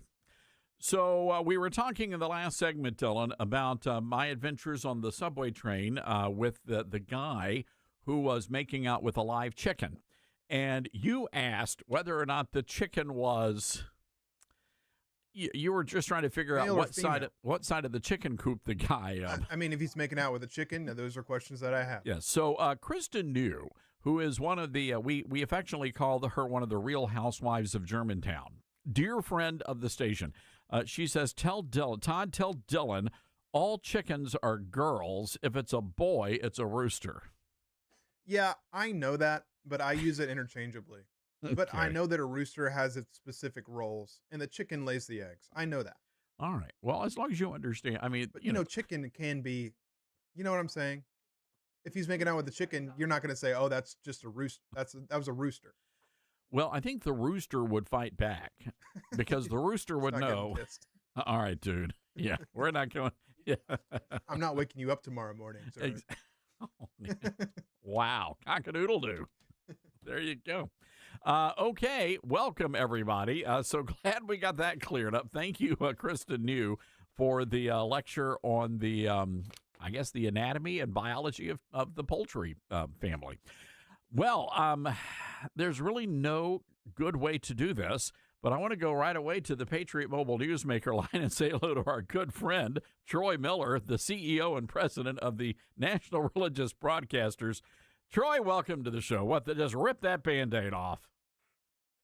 Hey, Todd, good to be with you. Troy, we're not going to talk chickens. We're going to spare you from that, but there is a lot going on in the world of religious liberty and, of course, faith and media as well. And, of course, we're still in the throes of this effort to save AM radio. And how is that effort going? Yeah, we are, and we did get a good shout out about a week ago from the president asking the speaker and the majority leader to get this up on the floor. So we're hoping that they'll take this up before they go into the August recess. Well, it's a big deal, and it is certainly something that we all need to be paying attention to, especially all of us who own AM radio stations, but also for listeners. And, you know, a lot of people don't realize the impact that AM radio has in the Christian world, and especially not just the Christian teaching and preaching, but also the Christian talk stations that are out there. That's right. Talk and teach is one of the most popular top genres on AM radio. And there are 85 million AM radio listeners across this country and depend on AM radio daily for their news, their information, and for, as you said, their Christian teaching. And Todd, we all know that this is also a bigger picture issue because right behind AM radio is FM radio. And really at the core of this is consumer choice. Will the consumer have the choice, the person in the car, of what they want to listen to, or are the big automakers going to make that choice for them? And that is something that, you know, every single American needs to be engaged in. So you guys have done a great job, NRB, and all of our great listeners lighting up the phones there on Capitol Hill to make your voice known. You know, Troy, I think a lot of our listeners may not be familiar with the mission of National Religious Broadcasters and the great work you guys are doing there in our nation's capital. Tell us a little bit about the mission of NRB. Yeah, look, the top role of NRB is we are the chief advocate for Christian communicators in the government spaces. We look and follow all the legislation that's going through. We also keep track of what's going on in the regulatory departments, particularly the Federal Communications Commission and the Federal Trade Commission. One of those controls all the broadcasters. The other one oversees all the things that are going on the internet, including streaming. and just various employment regulatory environments as well. So, and we advocate to keep Christian communicators in the public space. That's the chief work we do. We also work on a number of issues, including our international advocacy that works on Christian persecution, anti-Semitism, and religious freedom around the world. So we have a lot to do these days, Todd. There's no shortage of work. No, and I think a lot of people get lulled into this, I don't know, complacency, I guess. President Trump is in the White House, religious liberties being protected, people of faith are being protected, religious broadcasters aren't coming under attack. And yet, there could become a time in the near distant future where, we may not have a faith-friendly president in the White House. Well, look, we do have a faith-friendly president now and a faith-friendly administration.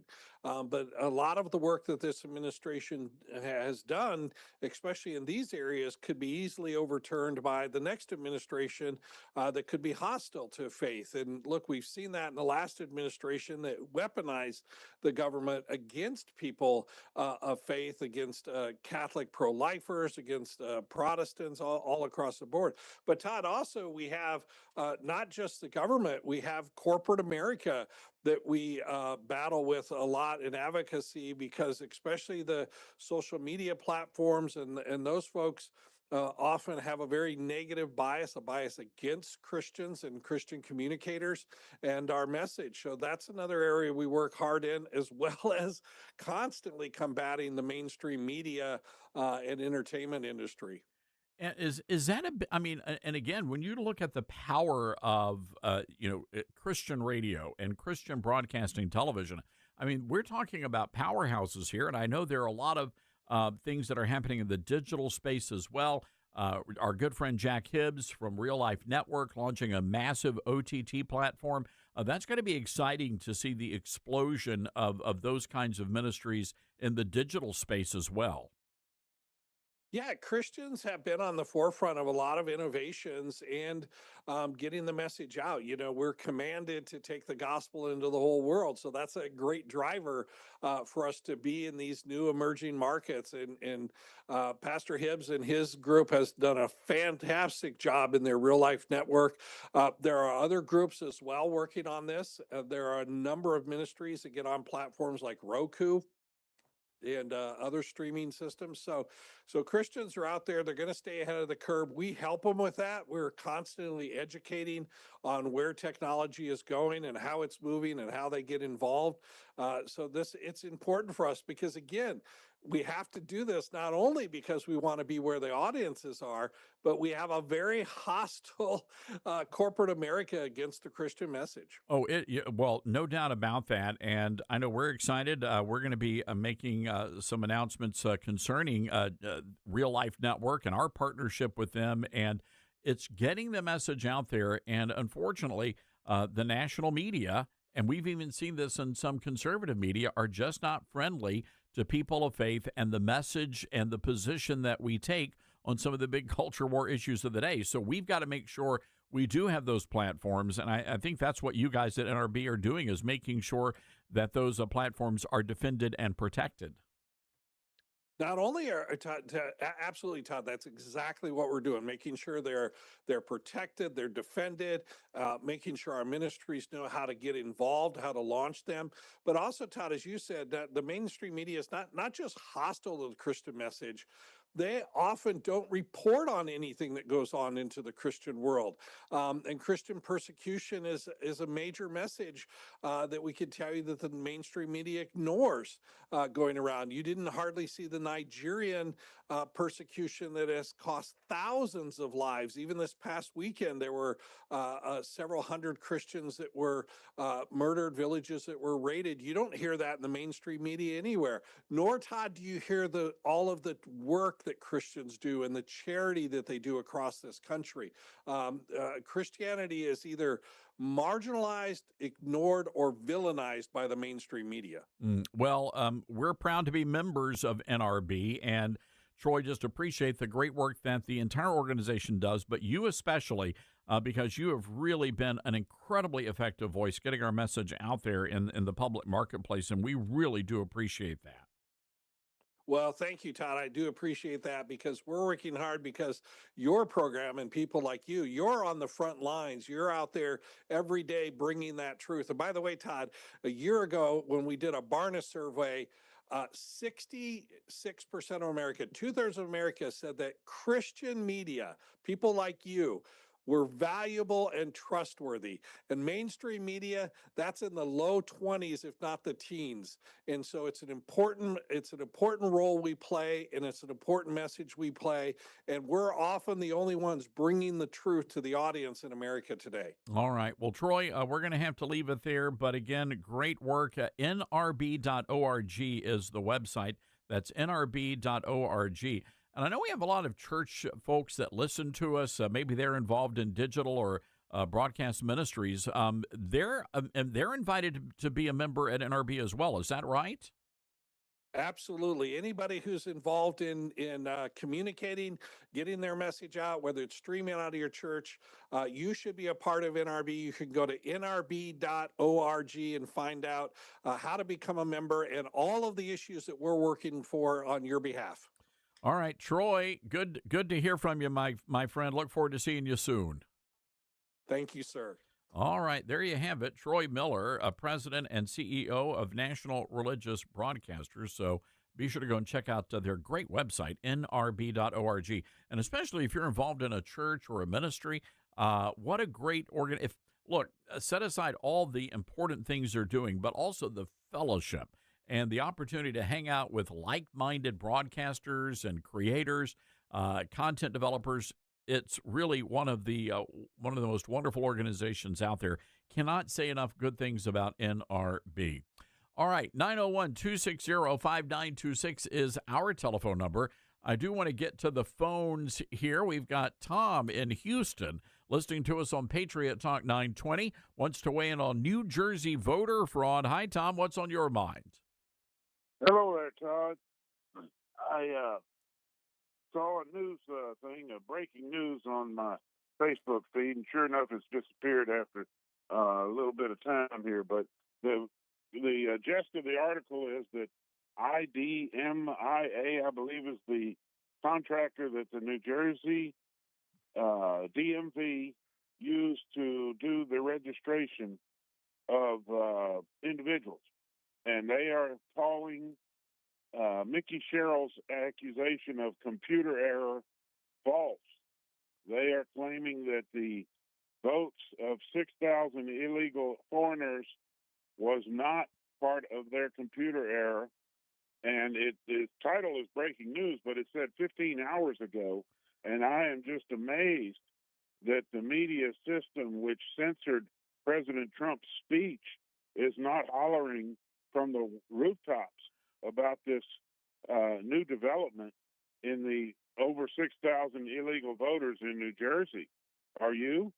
Well, yeah. So we've been covering this story. We covered it pretty much in depth in the first hour of the show. And as far as I know, I think just about all the media is picking up on this, but they're not understanding, the timelines. And I think a good buddy of mine, Lars Larson, hosts a show later in the afternoon. And Lars did a great job of the timeline of when all of this happened. And the bigger question is why Democrats in New Jersey did not address this when these fraudulent voters were first discovered. That, to me, is the bigger issue. But, yes, 6,600 non-citizens added to the voter rolls, and they're saying nearly 400 cast ballots. I guarantee you that number is a lot larger than 400, Tom. Well, I apologize to you. I work second shift, so I just woke up 30 minutes ago. Tom, don't apologize. You're catching up on the news. Yeah. Yeah, but I'm sure that David Muir will have the story as the lead story tonight on ABC News. That's the way it is. Oh my goodness, yes, and that's a very nice accent there, my friend. It was sort of like a Walter Cronkite Howard Cosell fusion. All right, Tom. Wake up, my friend, grab some breakfast, and start your day. And I hope you have a great one. 901-260-5926. And good morning, everybody. If you're just waking up, this is the Todd Starnes Show.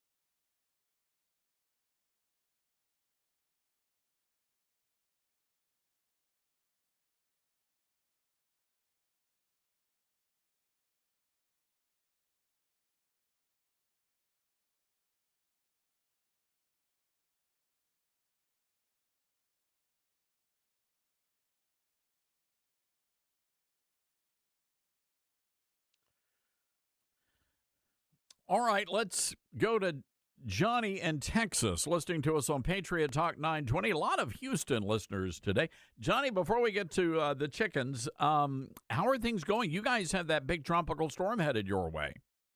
Yeah, that's what they're telling us anyway, Todd. All right, so batten down the hatches. You guys, I mean, this is like a windy, rainy day for you guys. Y'all know what to do down there when it comes to the storms. Out the heat wave. Well, there you go. Send some of that rain up to Memphis. Oh, yeah. Well, maybe I'll sit there and pray a little bit for you. All right, Johnny, let's talk chickens. Okay, I'm a raised exotic chicken, and that woman was partially correct. Chickens is the term for the bird, not for the sex of the bird. A pullet is a female that hasn't laid eggs, and a hen is a female that hasn't laid eggs. Roosters are roosters. So she was partially right. So calling chickens chickens is male or female. Dylan, you're crowing over there.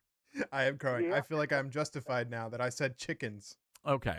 Well, so I wanted to justify him because he was right. I have a question though about these exotic. What is it? What is an exotic chicken? Well, I raise these chickens that have black bones, black meat, black feet, black beak, black eyes, entirely black. They're from Indonesia. I see. And they're exotic. Do they come with names like cinnamon or velvet or vixen? Like, are they that exotic? Like, well, their name is AYAM Elm Samani, CEMANI. Oh, totally black. People buy them just to see if the meat tastes any different, but it doesn't. Interesting. They pay pretty good price for a bird will run you, a full-size bird will run you about $1,500. Oh, my gosh. I'd rather go through drive-through at KFC. Yeah, I It's a imagine. lot cheaper. Yeah, I sell the chicks straight out of the moment they hatch for $50 a piece. Is that right? Okay. Yeah, Wow. I'm perfectly happy doing that. I sell as many as I can hatch. John, well, you're a good man. Yeah, I would be too. That's good money right there. Yes, sir. All right. Johnny. I had one other thing I wanted to say, and I didn't get to tell the caller, but the reason I was going to text you, but my phone didn't show your phone number I've got 10 seconds. 10 seconds, Johnny. What is it? Because we got to take a break. I know there's not a lot of billionaires and trillionaires that are not against being people of faith. How come they hadn't come together, those that are, and bought a TV station? Well, that's a good question, Johnny. Well, you know what? We'll take a look at that. We've got to take a break right now. I'm glad he clarified. I was thinking exotic chickens, maybe stripper poles or. So thank you for clarifying that, Johnny. We'll be right back. Exotic chickens.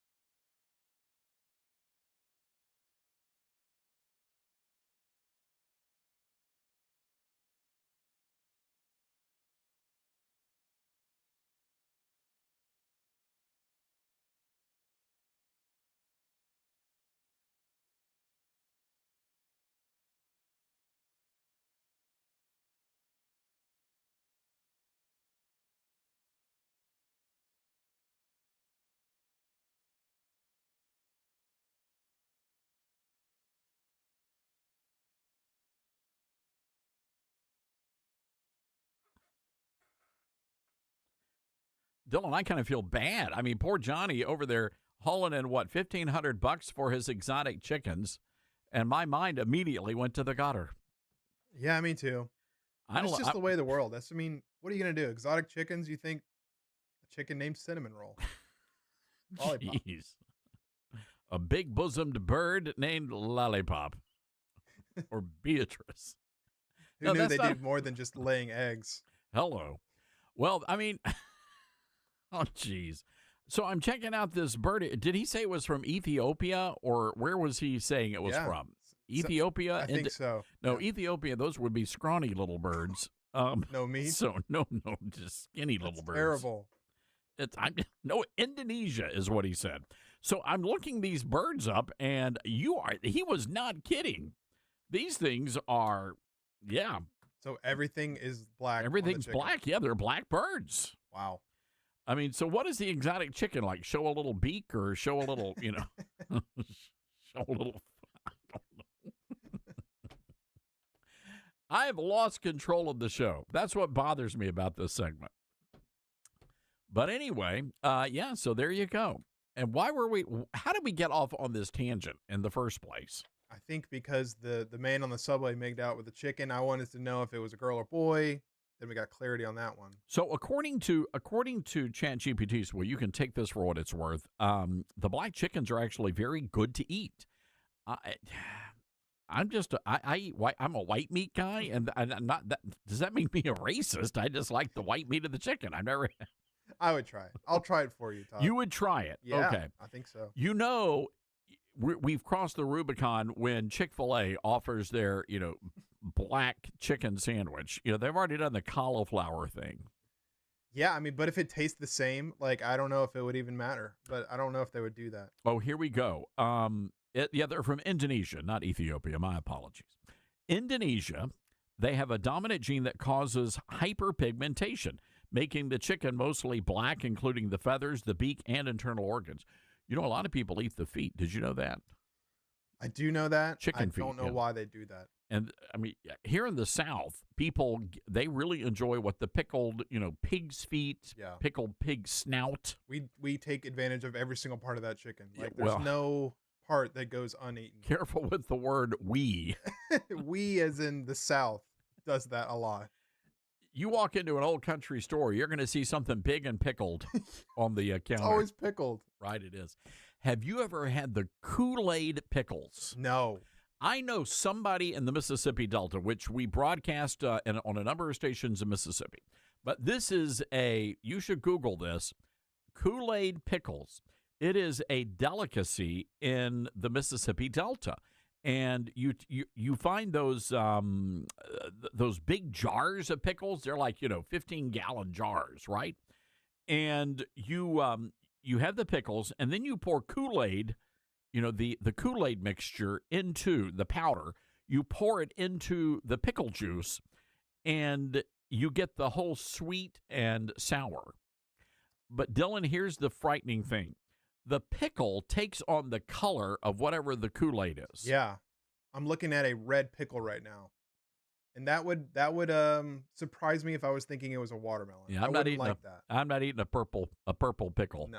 Yeah, you don't want to do that. No, I can't do that. I can't. No black chickens, no purple pickles. I think I may be racist. It sounds like they call them coolicles. Is this true? Coolicles? I've heard. There's got to be a better name. I've heard them known as Kool-Aid pickles. Yeah, that's better. And it is a huge popular thing in the Mississippi Delta, along with tamales, which you would not think would be a big Mississippi thing, but apparently tamales are a big thing in the Delta. I like a good tamale. Yeah. You ever been to Corky's? I have. Barbecue. They have good tamales there. Okay. All right. Speaking of that, the diarrhea lettuce is getting worse. There are now multiple cases being reported in the Memphis area. So just be upwind of wherever the outbreak is. Don't be close to me. I don't eat lettuce. I'm not starting now. Don't. I still can't get over it. People they were like frozen. There must have been 5 or 6 people frozen staring at the lettuce. Yeah. And you could tell they were calculating, do I risk it?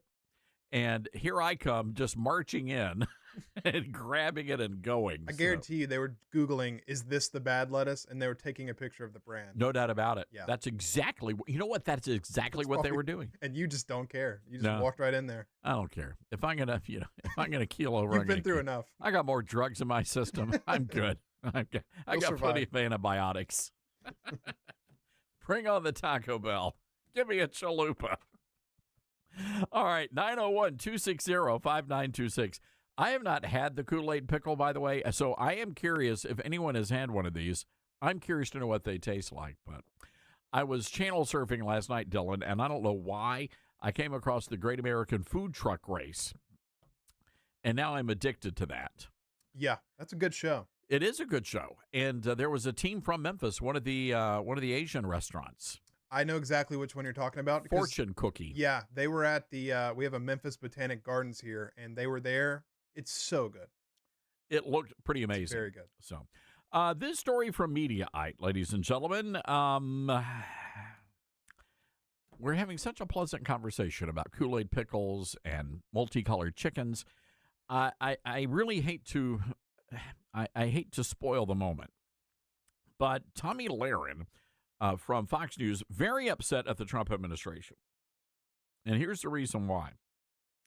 We've been telling you that something's up with the mass deportations, and I don't think they have been as mass as they have been telling us, and it turns out that is actually true.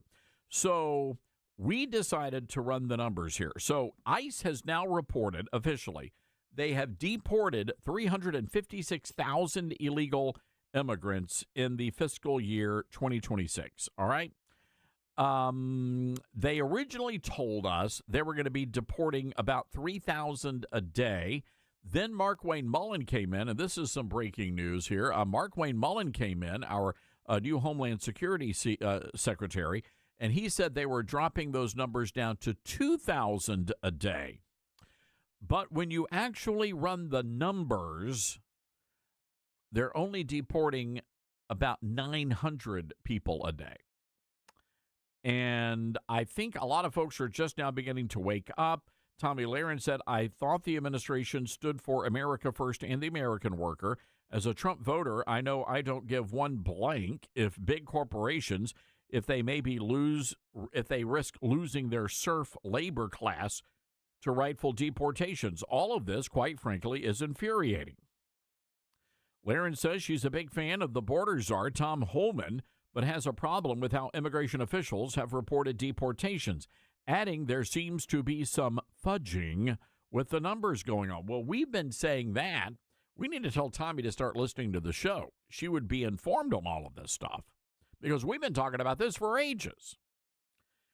When somebody crosses the border, this is Tommy speaking, when somebody crosses the border and they say, no, no, no, go back, they count that as a deportation or an arrest.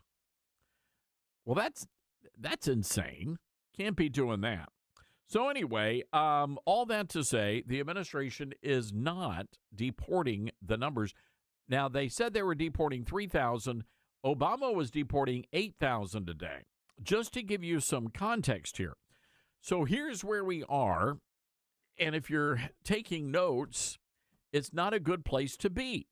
So they're talking a good game, but are they delivering on the promises? I know I mix metaphors there, but are they delivering the goods here? You know, they made a lot of promises to us, but are they just blowing smoke now?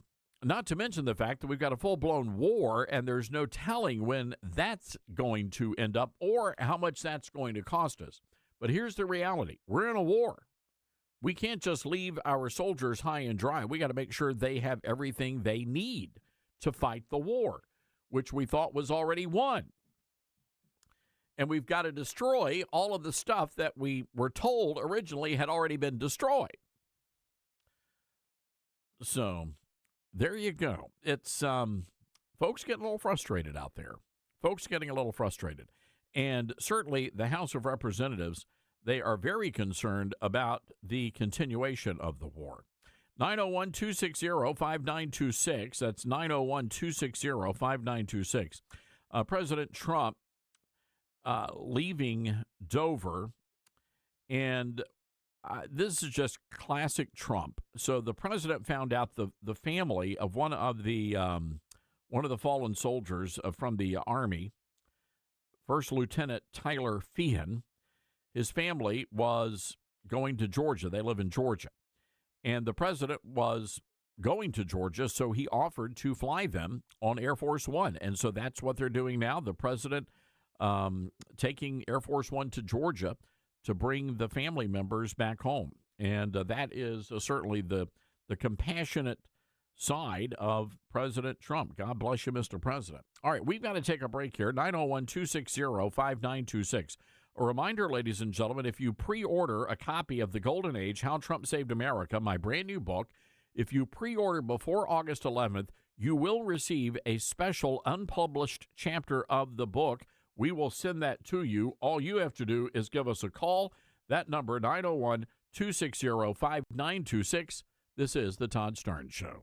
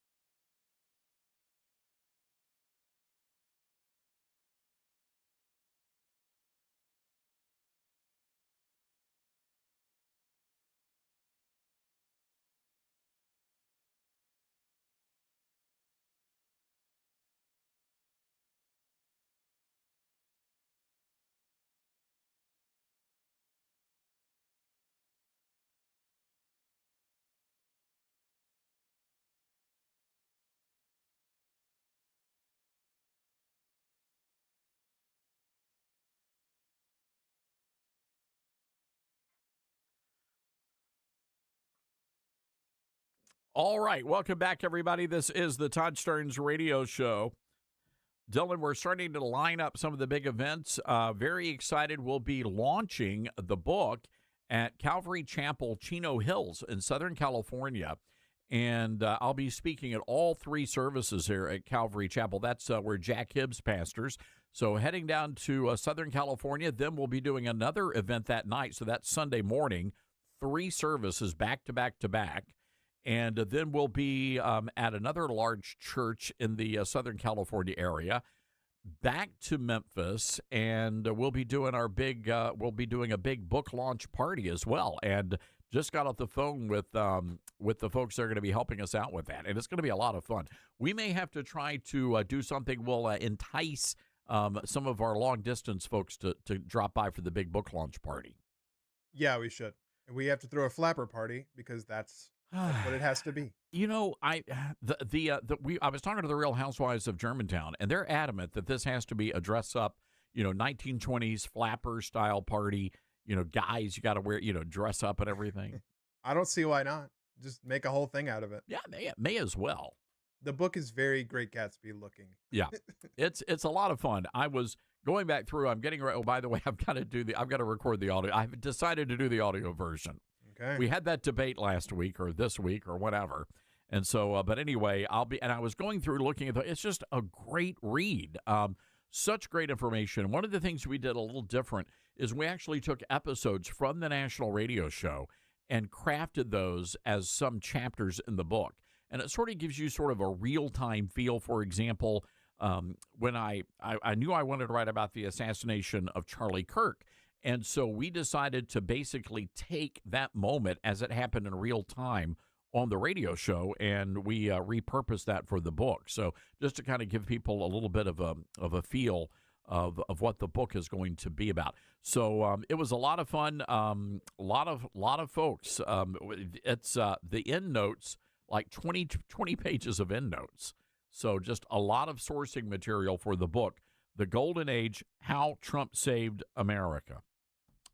By the way, Dylan, I was, we had little Stearns, who is now bigger than all of us, but then we have baby Stearns, who is the youngest of us. And he's also not a baby. No, he's not. And he came in, I got a text, the kids, the teenagers, they're all busy doing other stuff. They don't hang out with us old fogies.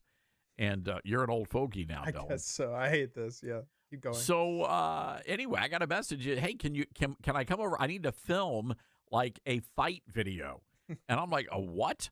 And it turns out he's like a mixed martial arts guy, and he's a fighter, and he's getting ready for his first, what is it? Is this like a professional fight? Yes, this is a professional fight. I think this is his first one, so we're all going to be rooting for him. But yeah, he's doing the mixed martial arts. I think there's also kickboxing involved in this, so it's like a little bit of both.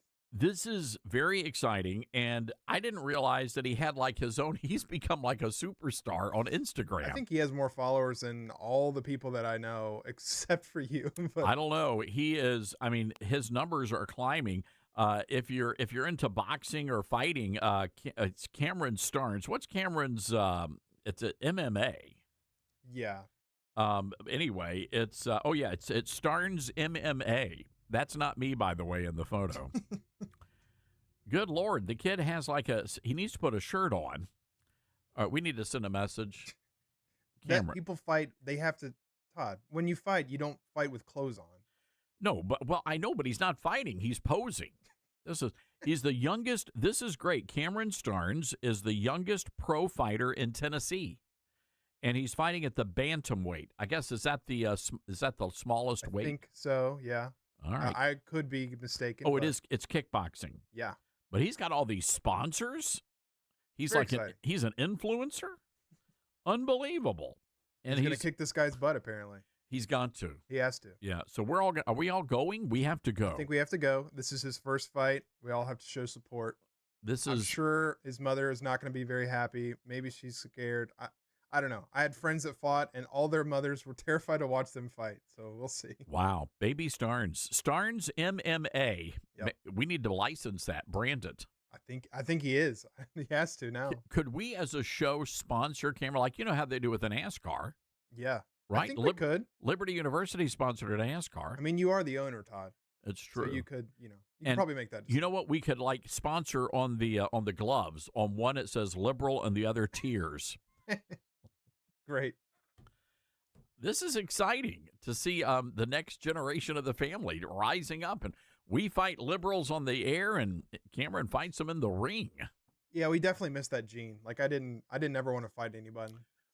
So he bears a striking resemblance to my dad, who would have been his great uncle, and my dad back when he was in high school was a boxer. And he was on his way he was actually training for the Golden Gloves. And they did a quick little, I guess during the checkup, they discovered he had a bad heart as a teenager. And so that pretty much ended his boxing career. But Dad was a ferocious boxer here in the Memphis area back in the day. So it does run in the genes. It does. It really does. Wow. So, yeah, you might have a little bit of fight in you, Dylan. Maybe. Who knows? You never know. I played in the band. So, well, you can take your, guitar and, Yes, pound it with, true. I don't know, anyway. So anyway, pardon us as we conduct a little bit of family business, but we're super proud of Cameron and, the work he's doing. And, man, he's been training and the youngest pro fighter in Tennessee. And he's our family. So how about that?